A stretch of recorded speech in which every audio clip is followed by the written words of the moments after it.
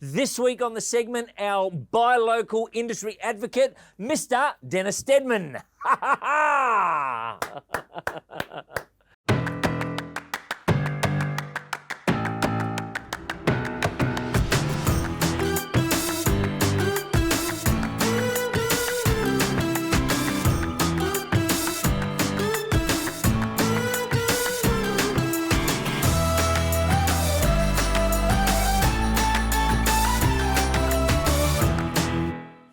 Ladies and gentlemen, welcome to the segment. We're 1 week off Christmas. God bless us all. Very, very excited today. We've got the buy local industry advocate here for the Northern Territory, Mr. Denys Stedman. Welcome, mate. How are you? Yeah, good, Chris. You? Really good, mate. Mate, I'm very, very excited. I mean, I'm very passionate about local. Most of us are up here in the business sector because we all, over time, understand how critical it is to support local.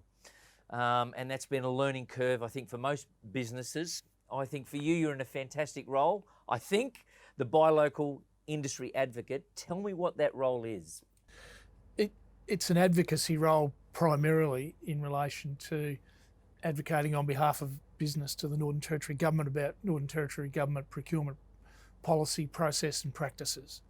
So that's the major part. So that's a fancy word to say I put on the gloves and I support both sides to make sure both people are doing it right. Is that correct? Sort of, yeah. I'll go into bat for industry participants. Sometimes industry participants don't like to challenge the government when they're in a situation that they're not comfortable with, because there's a perception there that if I upset them, they won't give me a job next time round, whatever. So I can stand up for them a little bit and can be a voice for them, but also more broadly to advocate on behalf of industry about procurement policy, where a particular policy that's applied through the procurement process perhaps doesn't give the right outcome from an industry perspective. And so I'll stand up for the industry, and I won't talk about a specific business, but an industry, and say, well, hang on, maybe we should be looking at the way the government does this particular part of procurement. So I'll do that. Then, the other parts of my role are, I have the ability to review procurement transactions that have taken place. And generally that'll come on the back of a complaint from someone who's unhappy about an outcome. And let's be realistic, for every procurement process that's undertaken, you're going to have one happy person 100%. And probably 4, 5, 10, however many unhappy people. Sometimes those unhappy people have got good reason to be unhappy because they may not have been treated fairly in accordance with the proper process that's supposed to occur. So they could bring that complaint to me. I can go into the government, access the government records and information, and review the procurement process to really form a view whether the correct process was followed. And from there, if the correct process is followed, I will go back to the complainant and say, mate, understand you're not happy, but I can't see where the process hasn't been applied properly. So, how can I help you perhaps put a better submission in next time to increase your chances of winning? Or alternatively, I might say, hey mate, I understand why you're complaining. They didn't follow the correct process. So I can then go back to the government and say, why didn't we follow the correct process? How do we make sure that doesn't happen again next time? The one thing I can't do is I can't take a contract off a successful contractor and give it to someone who I think was more deserving, right? Doesn't matter whether I think they're more deserving or not. Yeah. So look, you've got a long, long history here of doing business and being a businessman in this community. So I think, there's no one better suited to this role. But obviously, I think you said 17 years at KPMG, and actually it's a little bit longer, but you really have a passion for local business here in the NT. Tell us about a little bit about your resume up here in the NT. Okay, well, I come up here in 1979, straight out of university. I grew up in Western Victoria. So I came up here when I qualified, got my first job with an accounting practice here that morphed into a couple of other accounting practices and ended up becoming KPMG. So I started at the bottom of the ladder as a graduate there and worked my way up to the managing partner of KPMG here in Darwin, until I retired in 2017. And one of the reasons I think I'm passionate about the territory and territory business is that for me to have a career like that in Melbourne or Sydney, look, it's possible. Is it probable? No, I wouldn't have thought so. So one of the fantastic things about the territory is, and I use this expression pretty often, you get a fantastic opportunity to be a bigger fish in a smaller pond. And that's one thing the Territory has done for me. It's given me that opportunity. Now, you can choose to take that opportunity or you can not, but I chose to take it. So I ended up getting to where I got to. Not necessarily because I was the smartest guy around, but because that opportunity was able to be presented to me. So let me ask you this, talking about local opportunities for business, it seems to be quite positive out there in the market, even though we've all been through a hell of a year. There's a lot of positivity, fantastic. And I think, the way we've come through COVID, I think the government's done really well there. I think the grants, the schemes, there's momentum there, okay? And you're right, people can have the opportunity to capitalise that or not. But with some of these bigger projects that are being talked about that are coming this way, what, in your opinion, what are some of the ways that we local business can sharpen our tools to get better positioned to possibly get ready for some of those bigger bodies of work or contracts or tenders? What can we do as a local business community? Yeah, look, I think probably the most important thing you can do as a business is not to sit back and wait for the phone to ring and someone to say to you, hey mate, can you help me with this, right? If you're proactive, get out there, find out what those projects are. You know what your skill sets are. Try and find out if your skill set fits within that project, and then identify the people in the project that need to engage that skill set and talk to them early. It's the classic example of when Impex came to town. You've probably heard the stories about, people wanting to work on Impex. They turn up in thongs on the work site and wonder why Impex won't give them any work. So, you've got to understand the rules that you're playing with, and certainly with those bigger projects. The rules are different. Defence projects, it's completely different than working, for a local property developer or something like that. So if you want to play the game, understand the rules and get off your backside and be proactive about that. Let me ask you this, because I think you'd be great to give us some advice. All of us, up here generally get the opportunity. I charge for that. Well, today we're not for profit. Everybody gets the opportunity generally up here, very broadly, to tender for some government works. Is there a common mistake that we all make in that process of tendering? Is there a common mistake? One of the most common mistakes I see is that particularly Territory businesses and ones who are known in the community, have perhaps worked with the government before, they think they don't need to tell the government about their business every time they go for a contract. All right? I know the government, they know me, I don't need to give them all of this information. And so when they put in a tender response, you get 2 lines rather than a full picture. Now, that's because I think they don't necessarily understand the tender assessment process, where the people who assess who is actually going to be awarded that contract may or may not know you. They don't go looking for information about you. They rely on you to tell them everything they need to know for them to make the right decision to award that contract to you. So it's your responsibility to give them that information. Yep. The other common mistake is that a lot of Territory businesses think it's their right to win a contract because they're Territory businesses. Now, the buy local plan gives them an advantage over someone who's not a Territory business, right? But it doesn't give you the right to win a contract. You have to prove that you can deliver something on time, you can provide the quality, and you can do all the other things you need to do. You've got to be cost effective. Yep. So, don't think that you have a right to win a contract. You have to win that contract. Is that what you said, that buy local component, weighting is that real, and do we articulate that well enough in our responses, in our tenders? The buy local weighting absolutely is real. It's a minimum of 30% of the weighting in relation to the tender assessment process. The price can only ever be a maximum of 30. Yep. And in a lot of instances, buy local is 30 and price might only be 20 or 10%. So there's a significant So we need to be very good at articulating that local component. Absolutely. I think there is a little bit of a flaw in the system at the moment, in that some of the tender assessments that occur perhaps aren't as good at evaluating that local component. And I know there's work going on within government to try and strengthen that process to make it perhaps a bit less subjective and a bit more consistent in terms of the outcome. And there's any number of examples, and I'm sure you've met business people that scratch their head and go, well, I don't know how someone beat me on local content because I've been here 40 years, my kids all go to school here, blah, blah, blah. Mate, yeah, I've noticed that your mugshot has been in the NT News. Let me hit you up. What's been going on there for you? Obviously, you probably can't talk about too much, but what's going on there? Well, I generally get my mug in the NT News about this time every year because I have to publish an annual report, which is all about my review of the effectiveness of the buy local plan and the delivery of value for territory through the government procurement processes. And so it comes out this time of year. It came out last Friday. And I'm the sort of person that I'm not going to tell you what you want to hear. I'm going to tell you what you need to know.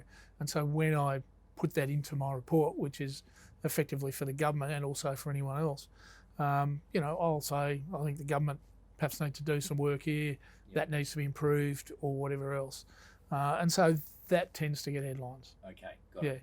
And, I think, our press up here, and it's probably a bit controversial, I think we're all too willing to run off and accuse the government of getting things wrong left, right and centre. So any opportunity that presents, they're all over it. Absolutely. All right. So listen, I'm going to have a little bit of fun with you right now. I want you to give yourself a score out of 10, all right? And us Aussie blokes are not good at talking ourselves. When it comes to fishing, we're very good at talking ourselves up. But, mate, I want you to give yourself a score out of 10, all right? Are you a good chef at home? No, I reckon I'm probably a 4. Yeah, wife does the cooking. Have a look, mate. I do the eating. That's the lowest score we've ever had. Okay, all right, okay. What about a fisherman? Probably a 6 or a 7. Okay, that's good. Nothing spectacular. Handyman around the home? I reckon I'm a 12. Oh, yes, good. Busting moves on the dance floor? Oh, -4. What about, you must be good at negotiating. You must be good. Yeah, probably. Yeah, I reckon you'd be pretty 8 good. or 9 there, something like that. All right, good. What about the authoritarian in the house? Yeah. I'm probably a bit more mellow than what you think when it comes to those things. So let's say a 6.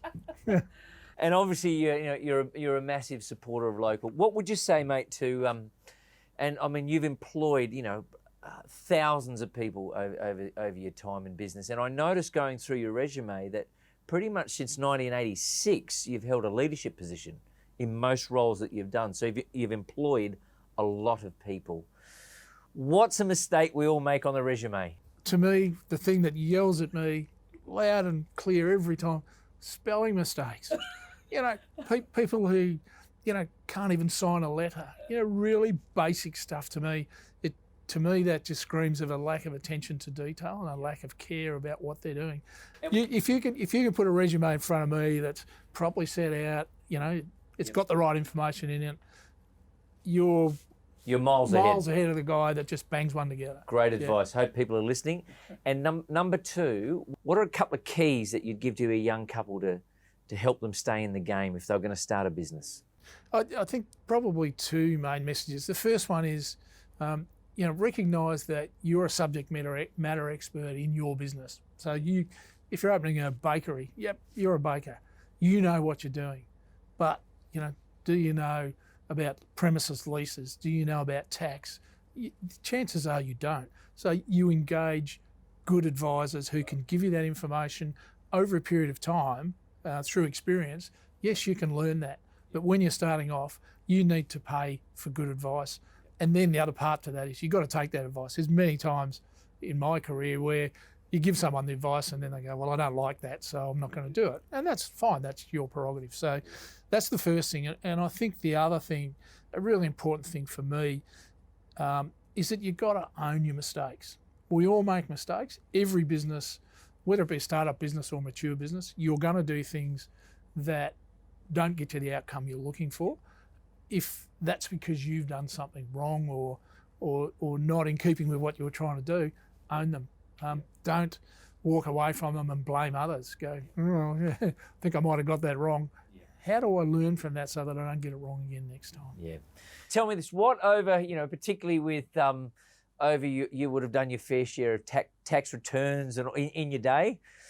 Is there a funny story that you've got looking back, over a response with someone came in, and is there a funny story you got for us in those early years of being attacked? I guess. Well, I suppose the issue there is we're accountants, so we really don't do funny, do we? Right? It's just not in our nature to do that. But probably the one thing I would share with you, and my wife will shoot you for this. When I first met my wife, it came tax time not long after I met her, and she said, "Will you do my tax return?" I said, "Yeah, sure." So I did a tax return. I stuffed it up. So she almost sacked me on day one. All right. Is there looking back, Avi, is there a lesson that you learnt from mum, dad through the years that kept you through business, Denys? Obviously, you've got a very strong, very strong sense of ethics to the way that you do business. And where did that come through? Is that something that you're sort of, is that something, Look, I think it's your upbringing, isn't it? It's your parents. They don't necessarily set out to say, here's a lesson, learn it. Correct. It's just what they do, what they expect of you. And, one of the things my old man was always pretty strong at was if you made a mistake, you cop it, right? If that meant you got a flogging as a kid because you did something you weren't supposed to do, you cop the flogging, he'd move on, you'd move on, and then you'd think, okay, I don't want to do that again. So there's a really strong lesson learned there. So it was all about, taking ownership of your own actions, being responsible. And then the other parts of that was about honesty. When I grew up, as a kid growing up in the, in the 60s and the early 70s, perhaps the issue of honesty was a little bit more front of mind than what it is with, younger people nowadays. I don't know, maybe I'm being unfair to the young people nowadays, but, I grew up in a small town too. So, you were forced to be honest, because if you weren't doing the right thing somewhere, someone would dob on you, don't worry, you'd get back to the old man and then you'd get your flogging. Well, it's the same thing. You can't go to Woolies up here without seeing three people. So Darwin's got that same sort of thing. Let me ask you this. I've noticed that there is a genuine sort of divide, and I don't think it's necessarily there's a divide between sort of the business sector and government. Is there something that you see that we could all be doing better from your buy local sort of industry role? I think we do have businesses up here that get jealous of other businesses, and so rather than that business striving to improve to match another business, they actually work at trying to bring the other business down to their level. Okay, I don't think that's a healthy thing. I think all of us should be striving to improve all the time. From a government perspective, I think that at times I get the impression that there are certain people within government who perhaps also are a little bit jealous of business. Oh, why should they make so much money? Well, the reality is they're in a marketplace. If that's what the money to be made out of the particular market you're operating is, don't get jealous about it. If you're jealous about it, leave your public service job and actually go and start a competition business, So I think that some of that thinking at times needs to, we need to soften that. Having said that, I think there's also businesses out there that rip the government off. And, I don't think that's healthy either. You've got to have a relationship between business and government where both parties are actually getting something. The bloke that gave me my first ever job, Alan Garraway, I remember one of the very early things he said to me in my career was, he said, a deal is only a good deal when there's something in it for both parties. And so, to me, I've lived by that as well. You don't screw a deal down to maximise everything you can possibly get out of it to the detriment of someone else. Yeah. So Denys, thanks for coming in. We're going to finish with 10 fast questions. You ready? I'm going to put you on the spot here. Best steak you've had in the NT? I think it'd have to be Hog's Breath. Hog's Breath. Fishing spot. You mentioned you're a little bit of an angler. Corroboree. Yeah. Geez, you're better than I can never pull a fish out of there. Favourite footy team? Oh, it's the ACT Brumbies, so I don't do that stupid AFL game. Oh, geez, you're going to be lucky walking down the street now. Favourite pub in the NT? All of them. You can't say that. You're more of a politician than I realise. Okay, favourite event in the dry season? I think it's probably the Glenty, I'd say. The Glenty. I'd agree with that. Oppa! And let me ask you, who is the easiest, I ask this all the time, who's the easiest to employ, men or women? I think they're both the same. I don't think there's any different. I don't find it easier or more difficult to employ one over the other. All right, okay. So, all right, I'll let you off the hook there. So, obviously a long time working in the NT. Is there a moment for Denys that stands out that you push yourself back from the chair and go, you know what, I did okay there, and it's a moment that you're really, really proud of? Yeah, it's probably the day I retired from KPMG. Effectively after 38 years. I stepped back and left behind a business that was a very successful business. Left it for someone else to run, and I'd put a lot of effort. And I'm not the only person. There was a lot of people involved in that as well. But to step back and go, well, I've done my bit. Let someone else have a turn. I think that's really satisfying. I didn't leave a mess for someone else to clean up. Yeah, awesome, mate. And just to finish off, how do people get in touch with Denys or your office if they do have something they want to chat to you about? Yeah, if you search Buy Local Plan or Buy Local Advocate, there's any number of connection links. That's the right word, isn't it? Yep. Links into websites and so forth, or Buy Local Advocate at nt.gov.au if you want to email it. Yeah. Got it, mate. Hey, listen, thanks for coming in. I mean, again, congratulations. You're in a pretty robust position, but you seem to enjoy it. Nothing sort of rubs you up the wrong way here, Oh, I get upset. I just tend not to show it. Yeah. But thank you so much for coming in. No worries, yeah. No, happy to give you the time. You're going to have to show me that spot at Corroboree because I can't catch the bloody fish out there. Yeah, I didn't say it was easy, but it's just a beautiful spot.